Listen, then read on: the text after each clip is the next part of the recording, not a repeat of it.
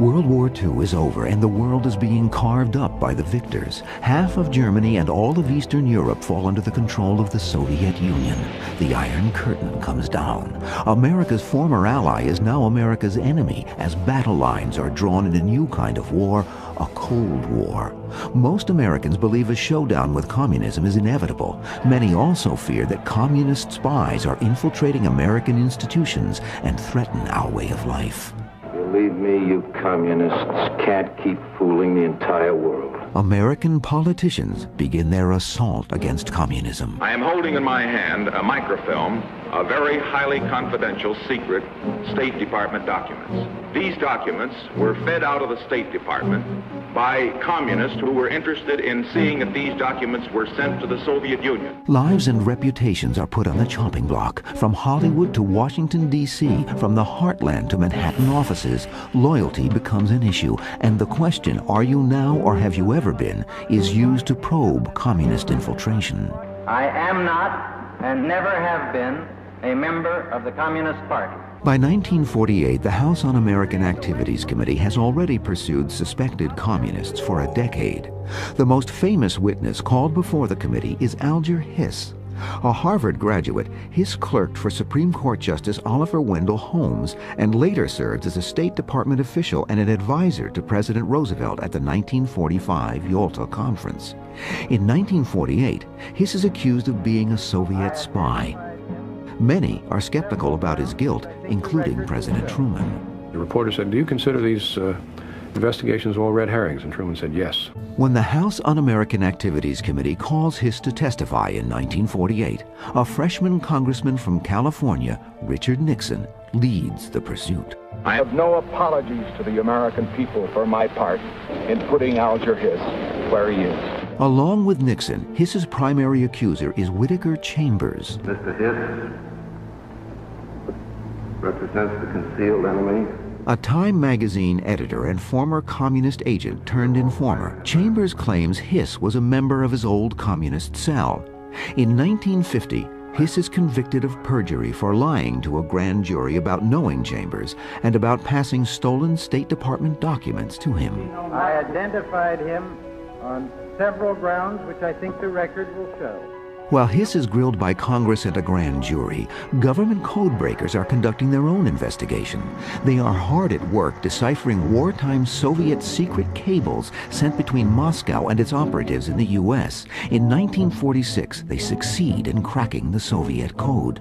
The newly deciphered cables are assigned a randomly chosen code name, Venona. And Venona offers disturbing revelations. There are more spies at work in America than previously suspected. So the war years are really the golden age, starting in the 1930s, but the golden era of Soviet espionage in the United States. The deciphered Venona cables are one of the best-kept intelligence secrets of the century. The information is so classified that those who work on them are told by the National Security Agency to keep everyone in the dark, even President Truman. Meredith Knox Gardner was one of those codebreakers. That's not my fault. I don't know why they did that unless they thought that politicians in general, and especially powerful politicians, whom they couldn't browbeat into swearing that they wouldn't let others know what was going on. I guess they just didn't trust politicians in general. Imagine if today, if an American president was denied access to a vital piece of intelligence information, heads would roll, and correctly so. The Venona cables remain a closely guarded secret for a half-century, until 1995 and 1996, when the National Security Agency declassifies most of them. Like a time capsule from another era, the cables tell tales of spies who had infiltrated all aspects of American life. Spies in the State Department, spies in the OSS, the Office of Strategic Services, even spies operating inside the top-secret Los Alamos lab where the bomb was developed. One young physicist who works in the lab, Ted Hall, passes vital secrets to Russian agents that help the Soviets build their own nuclear weapon. Even though the FBI is onto Hall by 1950, they never arrest him. Exposing him would reveal to the Russians that the U.S. had broken their code. Hall goes free. Ted Hall, who now by his own admission gave the Soviets the most explicit information about the atomic bomb process. Paul was allowed to leave the country, emigrated to Britain, where he became a very successful, prominent scientist. There are other bombshells in the declassified Venona cables. The man who symbolized the so-called Red Witch Hunts, Alger Hiss, is proved to have been a highly placed Soviet spy. Hiss is not only incriminated by Venona, but by a second source as well, damning new evidence found in the archives of the KGB. Alger Hiss was a source for the Soviet military intelligence. It's an absolutely different organization. But in those files, I found a lot of documents on Alger Hiss, naming him by his real name. I remember the phrase, with Alger Hiss as a source, one doesn't need anyone else. In 1994, officials in Moscow no longer have any reason to protect the secrets of the Stalinist era. They decide to open portions of the KGB archives so that a history of Soviet espionage can be written for the first time. American historian Alan Weinstein joins with journalist and former KGB agent Alexander Vasilyev to examine the files. I am the first person who did any research in the archives. No one, including people who were giving me the files, no one knew what was there. And I found there a lot of things which they didn't want me to find. Weinstein and Vasilyev embark on a remarkable journey of discovery. Each new file offers detailed information about Americans who collaborated with Moscow. The revelations in the KGB files also mirror the startling disclosures contained in the Venona documents. It's a bonanza from a historian's point of view. It's more than the famous Watergate two-source rule. It's the same source from their archives and from our archives. Could I have expected any of that? Absolutely not. Absolutely not. The KGB files reveal startling details about Americans who spied for Moscow. But who were these people, and what drove them to spy for the communists? Most were motivated by high ideals, others by love, and in one case, just plain greed. When we return, a U.S. congressman sells information to the Soviet Union. One perfect day, Samuel Dickstein walked into the embassy and said that I could help you with spying on Russian fascist organizations in America, but you will have to pay me.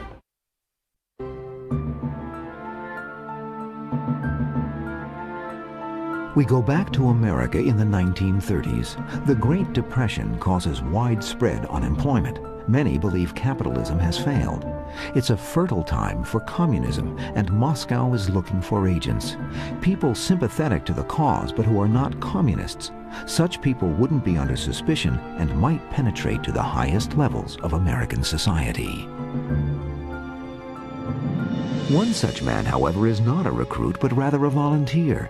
Samuel Dickstein, born in Lithuania, is 6 when he is brought by his family to the United States in 1891, part of the vast tide of turn-of-the-century immigration. He rises through the political ranks of New York's Democratic Party, and in 1922 he is elected to the United States Congress. He is still serving his New York district during the most desperate days of the Depression. This was a Democrat from New York City, Russian immigrant himself, Russian Jewish immigrant family, with anywhere from 20 to 30% of America either unemployed or underemployed, with poverty as widespread as it was, with the rise of Adolf Hitler in Germany, which was felt with special sensitivity by the immigrant Jewish population, so much of New York. There was an especially fertile ground for the development of radical support organizations. This is the world Congressman Dickstein comes from. His constituents are primarily immigrants, refugees from political strife in Europe, and by the mid-30s, the political strife they are escaping is primarily fascist. The man was known as a person whose specialty was immigration, chaired the immigration committee in the House, but his claim to fame was to have started the House process that led to the House Un-American Activities Committee. In 1934, Dick Steen gains House approval for this special but temporary committee. Dick Steen is appointed vice chairman, and John McCormick of Massachusetts is appointed chairman. During its first year, Dick Steen tries to keep the committee focused on American Nazi sympathizers, but other members broaden the scope to include communists in America. We are organizing an army of the liberation of the people. KGB file number 15428. It is Samuel Dick Steen's file, and it reveals one of the greatest ironies in the history of espionage. Samuel Dick Steen, the man who created the House Un-American Activities Committee, becomes a paid agent of Soviet intelligence. But a greater surprise was that, unlike most of the people who spied, who engaged in intelligence work for the Soviets during the 1930s and 40s, most of the Americans, who were motivated by anti-fascism, by belief in communism. Dick Steen did it for the money. It surprised me that no one inside the intelligence knew about this fact, but it didn't surprise me that some politician did such a thing. When former KGB agent Alexander Vasiliev first comes across Dick Steen's file, he finds a description of an audacious, unscrupulous man who had one thing on his mind when he walked into the Soviet embassy in Washington, D.C. on December 20th, 1937. And said that I could help you with spying on Russian fascist organizations in America, but you will have to pay me. And he was asking for $5,000 or $6,000 a month, and they began bargaining. You know, as a former operative of the Soviet intelligence, I can't imagine myself bargaining with a U.S. congressman about payment. But they did it, and they actually agreed on $1,250 a month. For that price, Representative Dick Steen tries to provide anything the Soviets might be interested in. We have a list of various items he passed, which would have been including government internal budgets on how much the U.S. was spending on military issues. There are a whole bunch of government documents that he is supposed to have passed, according to the files. But in this pre-World War II period, the Russians want Dick Steen to investigate anti-Soviet groups in the United States. Dick Steen was much happier spying on fascist groups or on monarchist groups for them. One of the things about the Soviet intelligence is they never stopped focusing on the tiniest of the remaining monarchist groups supporting a restoration of the monarchy in the Soviet Union, nor did they stop focusing on Leon Trotsky's supporters, also a small band, even after they had assassinated Trotsky. Russian intelligence recognizes a golden opportunity when it learns that Dick Steen's temporary anti-fascist committee will gain permanent congressional status as a standing committee. In what must rank as one of the boldest and most ambitious espionage ideas of the 20th century, Moscow directs Dick Steen to gain control of the committee so he can use it to serve Russian ends.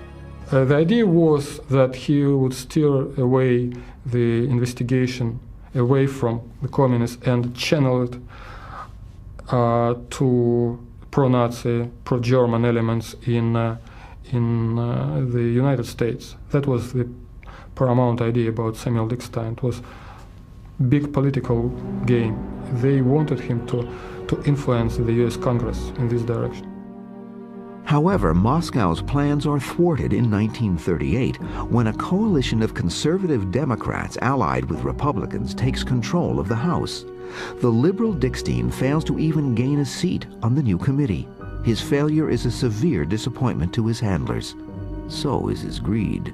He had very negative image in the eyes of the Soviets because the Soviets at the time were working with people ideologically inclined. The code name for American sources was compatriots. They were friends, colleagues. And this guy was making money on a lot of things, and they were so disgusted with him that they gave him this code name Crook, in Russian Zhulik. This is the only case when I came across a pejorative code name. A memo in Dick Steen's KGB file bluntly states, "We are fully aware whom we are dealing with. This is an unscrupulous type, greedy for money, consented to work because of money, a very cunning swindler." After a year and a half and payments worth today more than $130,000, the KGB is finally fed up and ends its relationship with Congressman Dickstein. In 1946, Dickstein retires from the Congress and is appointed to the New York Supreme Court. He dies 8 years later. No one ever suspects he was a paid Soviet spy until Weinstein and Vasiliev discover his file and reveal Dickstein's espionage in 1998.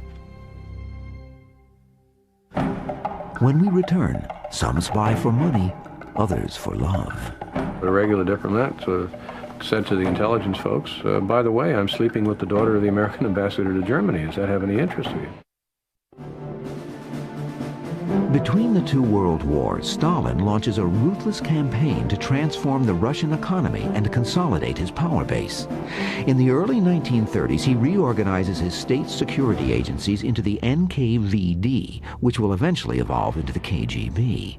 One of the new organization's main concerns is the growing threat of Nazi Germany. Desperate to divine the intentions of this powerful new enemy, Moscow looks for agents who can circulate among the highest levels of Nazi society. The Russians find an American woman whose special abilities to combine charm and sensuality open the doors to Hitler's inner circle. What some of the Soviet controllers did was to combine sexual athleticism with espionage in quite an exciting way. In 1933, William Dodd, the newly appointed American ambassador to the Third Reich, brings his attractive 25-year-old daughter Martha with him to Berlin. Shortly after their arrival, she meets and falls deeply in love with Soviet diplomat Boris Vinogradov. She met the diplomat, and to the best of what the records reveal, they enjoyed a love affair. And in the course of it, the diplomat, who was not an intelligence operative, but a regular diplomat, said to the intelligence folks, by the way, I'm sleeping with the daughter of the American ambassador to Germany. Does that have any interest to you? And obviously it had a great deal of interest to the intelligence folks, and they said, from this point on, she's your assignment. Make sure she's happy. KGB file number 14449. It is Martha Dodd's file, and it contains orders from Moscow to Vinogradov in Berlin. They want him to turn his lover into a spy for the Soviet Union. The file also states that, according to our data, the mood of his acquaintance is quite ripe for finally drawing her into our work. The Soviets select a seasoned operative to be Dodd's contact. He passes as a reporter for the Russian news service Izvestia. Her KGB file clearly indicates why she has potential value to the Soviets. With the State Department's knowledge, Martha helps her father in his diplomatic work and is aware of all his affairs. Martha claims that the main interest of her life is to assist secretly the revolutionary cause. She was a major acquisition for the Soviets because she offered not only access to documents that her father left about his office, she could wander in and out at will. For the Soviets, the kind of information Dodd can access might be critical to the survival of Russia in the event of war with Germany. I think that her information about the correspondence between the U.S. Embassy in Berlin and the State Department was very important, because in the late 30s, the Soviets were very concerned about by which road America would go in case of a war between the Soviet Union and Nazi Germany. That's why all this diplomatic correspondence was extremely important.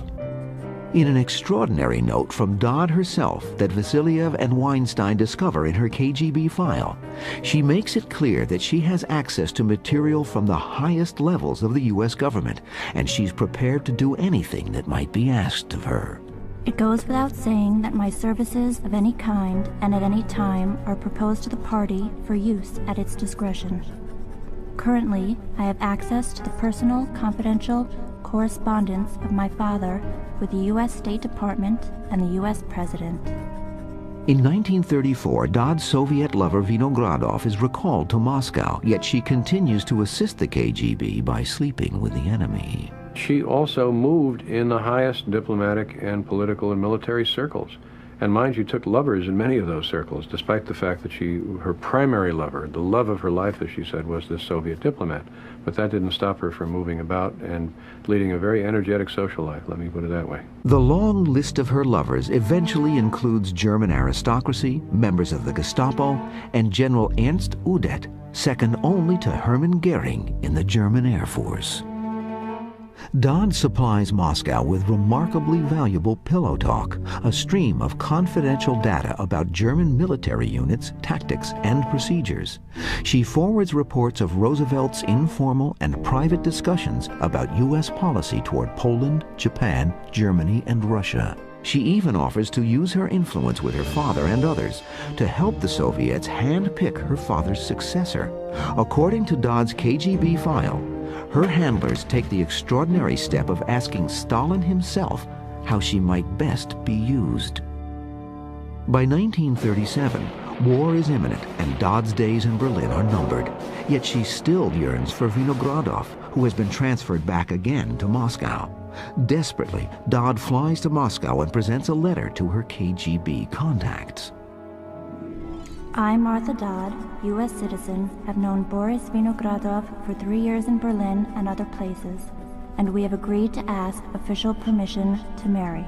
This letter on several pages went straight to Joseph Stalin, and Joseph Stalin himself took the decision to continue using her as a source. Moscow delays responding to Dodd's request. Late in 1937, her father resigns his post as ambassador and Martha reluctantly returns to America. Unknown to her, Vinogradov is arrested when Stalin purges his diplomatic corps of those he suspects are disloyal. Before Vinogradov is executed, the KGB forces him to write to Dodd as if nothing is amiss.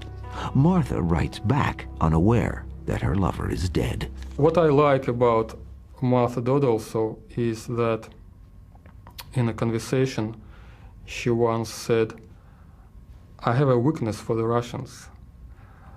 There is something in them." It's very flattering, isn't it? In 1940, Martha Dodd is back in the United States. She marries and fades into the background, working as a spotter who identifies other potential agents for Moscow, including her husband. In the early 50s, an FBI investigation names her as a suspected Soviet spy. With her husband, she flees to Moscow and then Eastern Europe, where she lives out her days. In 1990, she dies at the age of 82. I think it's reasonable to think of Martha Dodd as an American Mata Hari to some extent, since, she did manage to combine sex and espionage in a personally fulfilling way, I think. And particularly fulfilling to the Soviets were Martha Dodd's detailed accounts of German military plans and procedures, as well as her vivid descriptions of debates among FDR's inner circle during the critical years leading up to the war. It made her a very important Soviet asset in the 1930s. When we return, a Red spy becomes the confidant of the Vice President of the United States. We now know who the Secretary of State to President Wallace would have been. It would have been Larry Duggan, a Soviet agent. KGB File 36857, Lawrence Duggan. In 1934, Duggan is a youthful idealist on the State Department fast track. Like hundreds of other young activists who come of age in the Depression years, he goes to Washington to work in Roosevelt's New Deal government. Soviet agents, among them Alger Hiss, soon identify him as a desirable recruit. Lawrence Duggan is typical of one kind of Soviet agent who was being recruited in the 1930s, not simply in the United States, but in Britain and elsewhere. That is to say, a high-flying, naive idealist. Larry Duggan did not become a Soviet agent for any mean or selfish motive. He started working for the Soviet Union because he thought it was the right thing to do. Here was a society which represented a kind of social justice that the West did not. Duggan is such an attractive prospect that two different Soviet spy networks compete to recruit him. According to his KGB file, in 1936, Duggan is drawn into the shadowy world of Soviet espionage by Hedda Gumpers, an anti-Nazi German exile and Russian agent. Duggan provides her with valuable information, including copies of diplomatic cables from U.S. embassies in Europe, as well as a copy of the classified State Department employee list and handbook. As Duggan rises in the hierarchy of the State Department, his access to valuable information increases, which naturally enhances his value to the Soviets. But he also learns more about Stalin's purges and the power struggles in Moscow. The news makes him uneasy. Even more alarming to Duggan are reports of defectors, former Soviet agents seeking to escape Stalin's reign of terror. One potential defector, Ignaz Ries, is in a position to blow Duggan's cover, but the Soviets are ruthlessly determined to protect him. Ignaz Ries is killed in part because of his knowledge not only of European agents, but because he knew via other parties of a number of the key figures in their American networks. A note in the KGB archives reads, "Ries is liquidated, but not yet his wife. So far, we do not know to what extent she knows about Duggan and what steps she will take in the future. Now, the danger that Duggan will be exposed because of Ries is considerably decreased." His secret intact, Duggan is promoted to the head of the State Department's Latin American division and then to the sensitive post of personal assistant to Secretary of State Cordell Hull.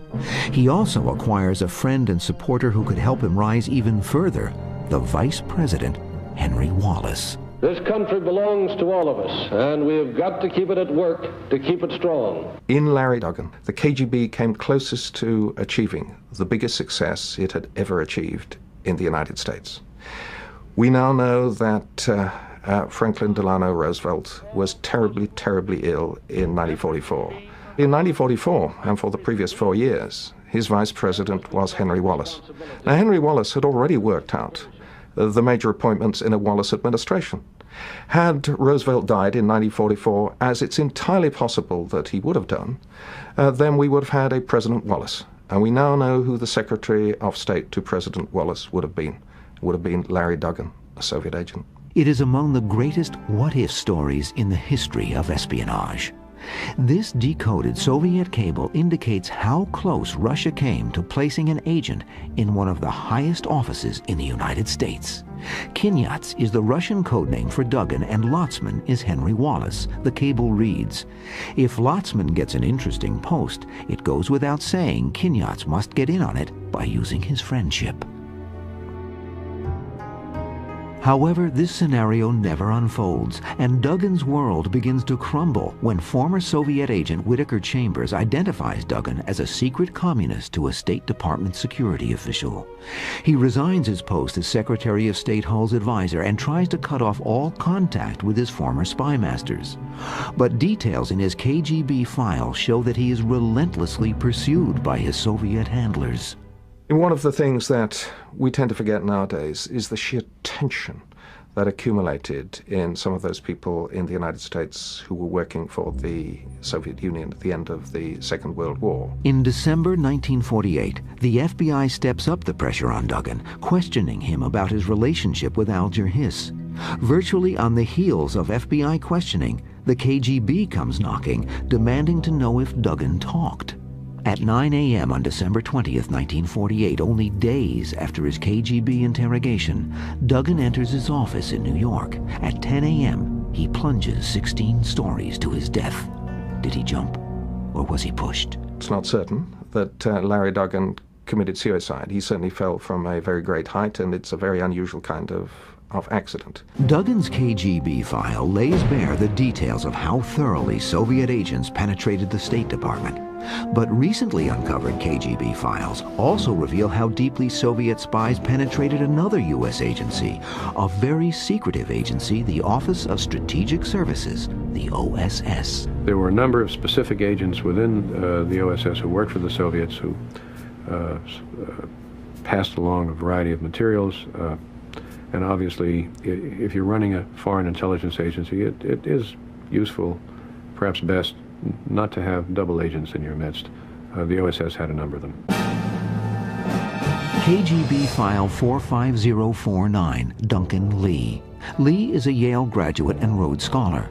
When his mentor and former law partner, General Wild Bill Donovan, creates the Office of Strategic Services in 1942, Donovan recruits Lee to be his assistant. The ultimate dream for any intelligence agency is to recruit the head of another intelligence agency. Now, if you can't do that, recruiting his right-hand man is the next best thing, and Stalin got the next best thing, and his name was Duncan Chaplin Lee. Lee's broad access to OSS operations makes him an invaluable source. The cautious Lee provides no documents, but his tip-offs allow other Soviet agents working within the OSS to evade detection.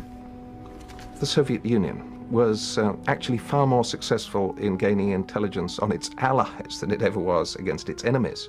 And because its operations against its allies, Britain and the United States, were on so much a larger scale than its operations against its enemies, it was convinced for much of the war that its allies must be engaged in equally large operations against it. There is more than a grain of truth to that suspicion. Many American and British officials believe Russia will become the next big enemy after Hitler is defeated. They withhold from the Soviets the secret date of D-Day. If Russian generals know when the Second Front is to open, they might make their own plans to put a stranglehold on Nazi territories in Eastern Europe. But according to the KGB archives, Duncan Lee gave his Soviet contacts top secret details about D-Day. A note citing Lee as its source is found in his KGB file. It is dated March 3, 1944, and reads, "The Second Front will be opened between mid-May and the beginning of June."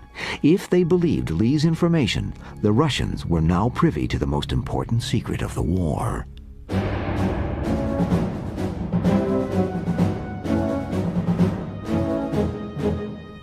By 1944, Lee believes that he is losing his cover and suspects that American counter-espionage agents are closing in on him.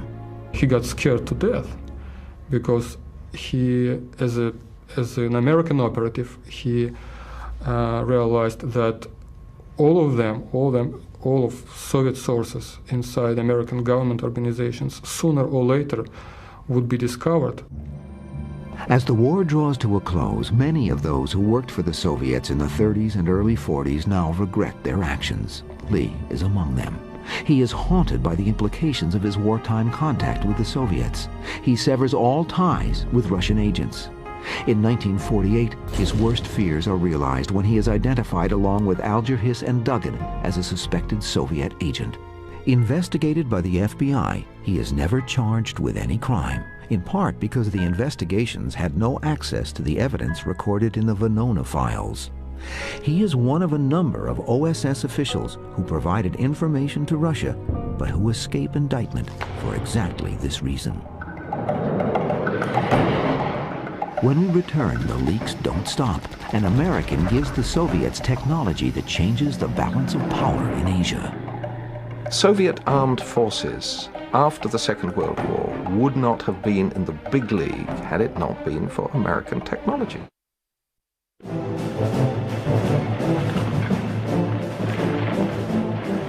One of Joseph Stalin's highest priorities during World War II was achieving military parity with the United States. He realizes the fastest and easiest way to do this is by stealing the necessary technologies from America. America was a perfect place to steal military technologies. They were stealing everything from planes and tanks and ships to elevators in houses and even lipstick. They needed lipstick, so they stole it in America. The most important single secret that Soviet spies smuggle out of the U.S. are designs for an atomic bomb. But Stalin is not easily convinced that he has gained anything of value. Stalin was one of the most suspicious men ever to lead any major power in the 20th century. So that, even when he'd got the most remarkable secrets from another country, he always thought, am I being fooled? And it took him 4 years to realize that he'd really been given the plans of the atomic bomb. In the spring of 1949, Igor Kurchatov, the leading Soviet scientist in charge of the Russian atomic bomb project, actually takes plutonium sealed in a football-shaped casing to a meeting and hands the casing to Stalin. Stalin said, how do I know? Convince me. How do I know that this really is a nuclear charge? And then Kurchatov says, if it was simply a lump of sparkling metal, it would be cold. But it's warm, isn't it? Why is it warm? Because the alpha disintegration has begun. And a few months later, that American football containing a plutonium charge was successfully tested at the Kazakhstan test site. So in September 1949, the nuclear age came of age. Both sides had it, but they both had American weapons.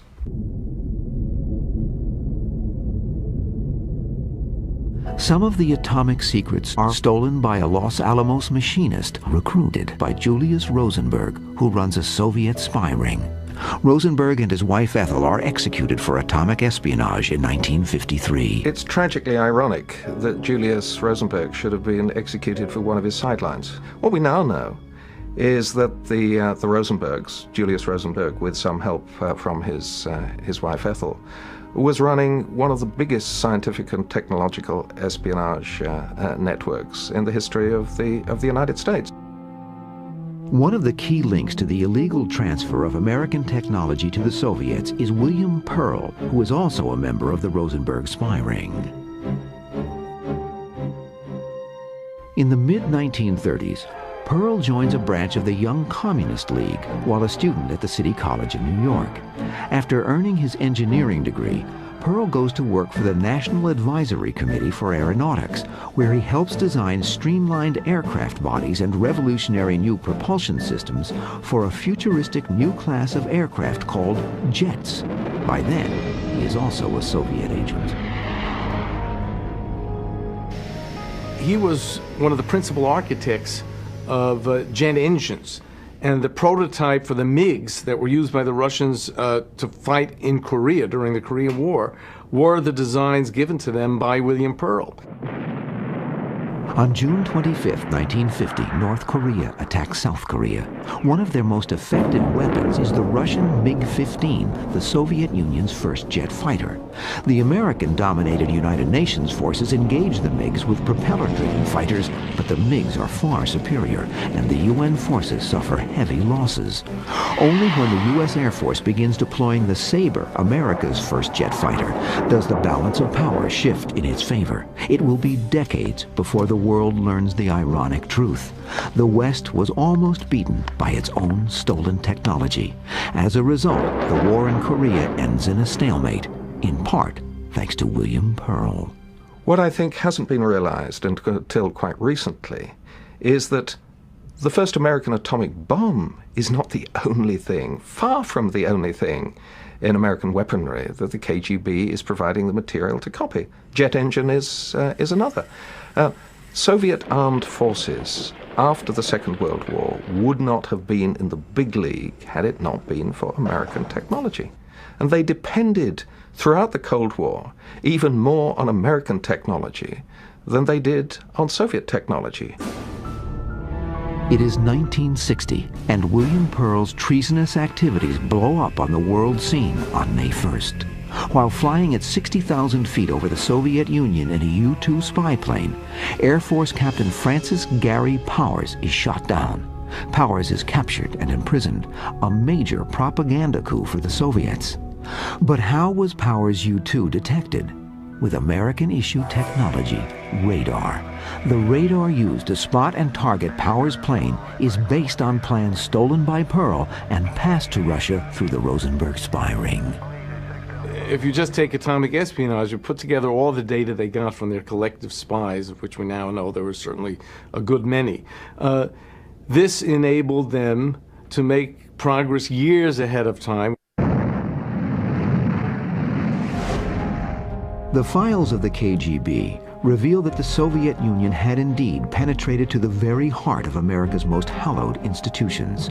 The knowledge they gleaned and the technology that was stolen reshaped the world for most of the 20th century. To ex-KGB agent Alexander Vasilyev, the revelations in the files of the KGB offer human as well as historical insights. For me personally, it was important why they did it and how. From the professional point of view, how? And from the moral point of view, why? The tragedy of these people is that they did what they did in the 30s and the 40s, but they were judged and condemned in the 50s, 60s, 70s. These were absolutely different situations, absolutely different climate in America, and I'm sure they wouldn't do that in the 50s, what they did in the 30s. They were not working against America. No one asked them to work against America. One of the most intriguing unanswered questions is how the publication of the KGB files and the historical insights they offer will play in the former Soviet Union. I'm hoping that they will not view the new revelations here, that some of which, many of which perhaps they would have preferred not to have come out. I'm hoping that they see that in the context of what happens when a country deals honestly with its own past. No country has a future until it can deal honestly with its past. The KGB files reveal a history of Russian spies that is much larger and more complex than previously suspected. But the files also show that the great heyday of Soviet espionage in America had faded years before the Red Scare created a period of national paranoia. The revelations from the KGB archives are a bracing reminder that our familiar world, the shared past we thought we knew, is not fixed and unchanging. History, the KGB files remind us, may be as full of surprises and potential change as the future.